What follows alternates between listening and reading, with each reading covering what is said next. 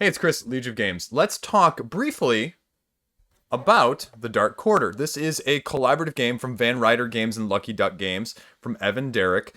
And this is a little bit of a foray into a known, but also a little bit of something new. Coming to crowdfunding on April 12th. Let's talk. What do you need to know about it? What's going to be helpful? Is it right for you? Give you my thoughts after having played through the first scenario of this prototype. Let's do this.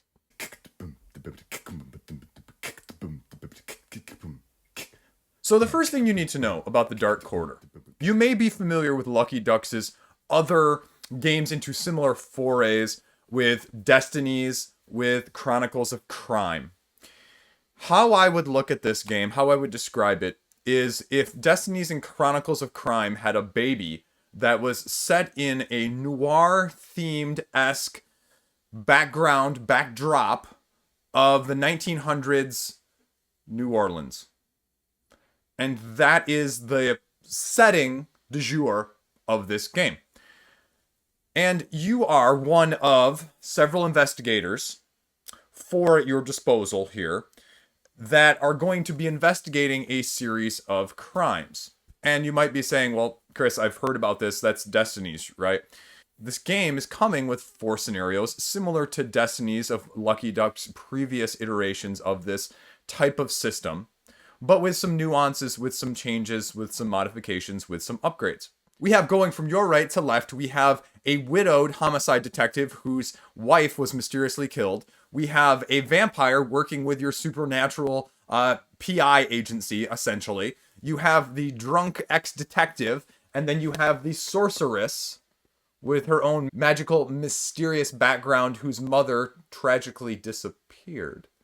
And so the interesting aspect of this is, we'll talk about the boards in a second, but it is the upgrade system.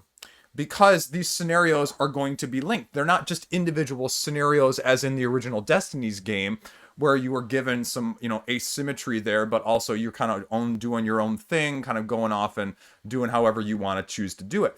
Well, these systems are going to be overlapping, and it's a cooperative system, but the abilities, and similar with the previous system, the stats of one character versus another are going to be slightly different.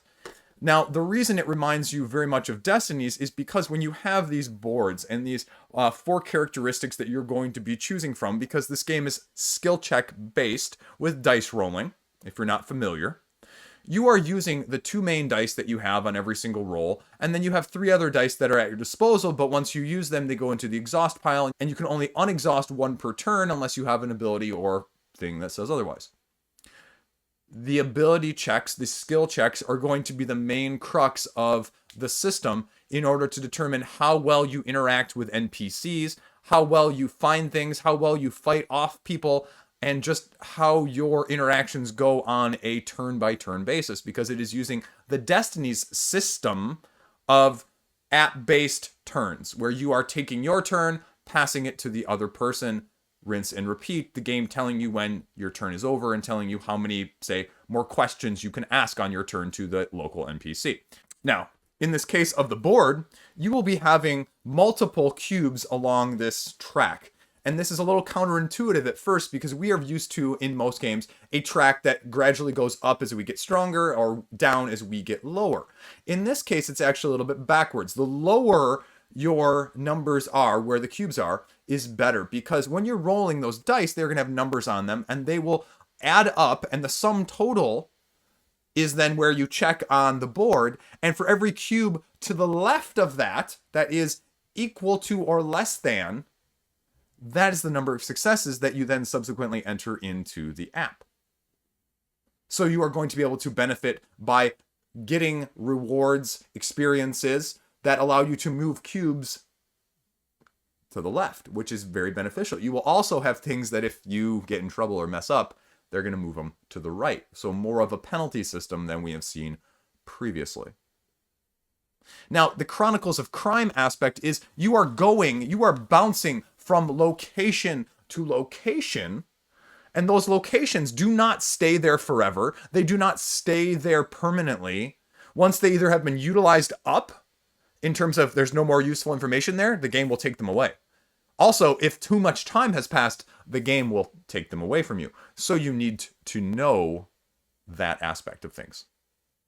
There is also something new in this that we have not seen, and these are called more critical decisions, where you are going to be prompted, hey, big decision right here, boom. You're going to have to make a choice. Boom, boom, boom, boom. And depending on your choice, there are going to be ramifications in the storyline later, lasting consequences going forward. And it's going to, why it's a critical choice, it's going to make you make the choice in a time limit. It's not like a minute, but it's also not like 5 seconds. Something in between, so that you have time to read over both options or multiple options and decide how you want to do things. A choose your own adventure-esque vibe.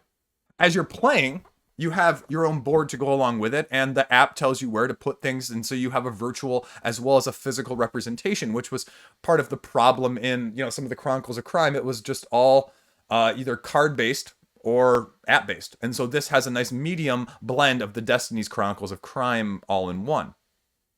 I also like it a little bit better in the aspect that it does not have the Chronicles of Crime cards of each character, right? The cards were just massive, the hints, the clues, the story items, the regular items, and so you've got more regular sized cards, but then also you've got a bag full of chits here, cardboard chits with the little pictures on them with numbers on the backside and faces in the front that you get to lay down there as well. So the size overhead is also much better.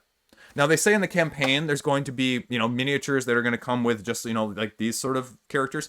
But also that, and again, I give them kudos for this, if you are one of those people who does not want all of the extra miniatures, sort of like that came with Destiny's, right?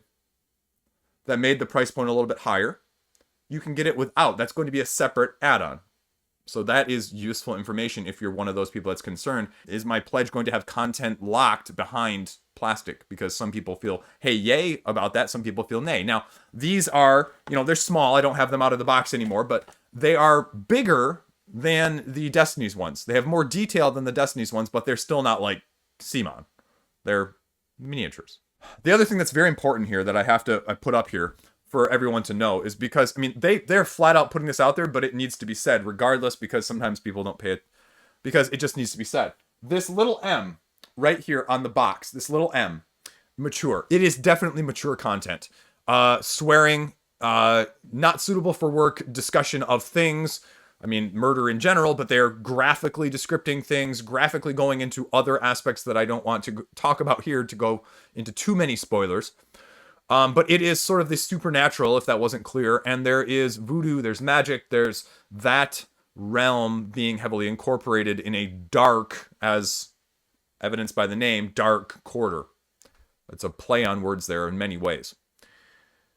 And so this is not going to be even to the Destiny's level, where there was some mature content. It wasn't like totally family friendly, but it also wasn't like, I'm probably not going to pull this out with teenagers or something. This is definitely much more. This is rated M for a reason, and again, you just need to know it. It's okay. It's not gratuitous for the sake of gratuity either, though, so you don't need to worry about that. The one other aspect that I touched on that I want to talk about just a little bit more is that each character is going to have abilities that you gain experience with that you can unlock. And obviously, only having one scenario, some of the abilities like start every mission with 3 refreshed dice. Well, that doesn't matter as much. Start every mission with 2 experience or something. But some of the others are allowing you for more mitigation and for some more asymmetry between the 4 aforementioned characters that I showed you. They're not just slight aspects. The powers are completely different, and it is reflected in the powers, but it also is reflected on where the cubes are in each of the different stat rows. For example, my former detective, Drunkard, he is very good at this bottom one of charisma, of convincing people of things. So his cubes are over. His powers also dramatically favor that aspect. So that is there between all of these. And he's also colored yellow, which kind of corresponds. The purple is the mysticism, the magic. That's where her heavy is. So there's already a correlation there. Now, I can't speak to the other 3 scenarios that are going to be offered, at least with the core game. So, we only have a glimpse of one. But the storytelling is also an important aspect of this, because the story carryover is going to be from scenario to scenario, because there is not only an overarching story, they're taking more of the TV trope side of things and giving you an individual story that is going to weave in and out of the overarching theme as well. So it gives you something personally to do apart from just investigating what you would normally investigate, which is going to have interactions that are going to change with the characters that you deal with. What do I think people are going to like? I mean, this is an upgraded Destiny system. This is an upgraded version of Chronicles of Crime, with, both of those aspects being thrown in, the best parts of both of those. So if you were a fan of that, I think you are going to be heavily invested or interested in this. I really think the dice system of the rolling and the successes based on where the sum total is, I like that better sometimes than just the regular skill checks. That being said, sometimes it's also equally frustrating, like the random skill checks, right? When you roll a d20, I mean, you have one skill check. And at least on a d20, you can get a 20, you can also still get a 1. On some of these skill checks, when you only have your 2 main dice and you don't have any refresh dice, and you're looking at your lowest number of success being like 7, and knowing that there is, the potential of maybe a 7 or 8, maybe to get 1 success, it's not looking too good. And so it's, you do end up in situations, if you don't manage your dice well, that you are going to just have bad results with no matter what, as opposed to the single roll d20, where no matter what single roll it is, you at least have a chance for success, however low. In some of these situations, you just don't necessarily. So again, just the blessing curse of it, as much as I like it at the same time. Now, if you are not a fan of apps, if you are not a fan of rolling everything for skill checks, this game is not going to appeal to you. Nothing in this is going to change it. I would say so far it appears that the interwovenness of the characters as well as the story appears to be more well integrated than the original Destinies, based on what we have. One thing I was not as big a fan of, right?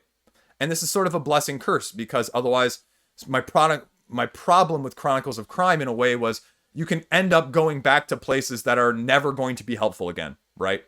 And there's no way of knowing that they're not going to be helpful.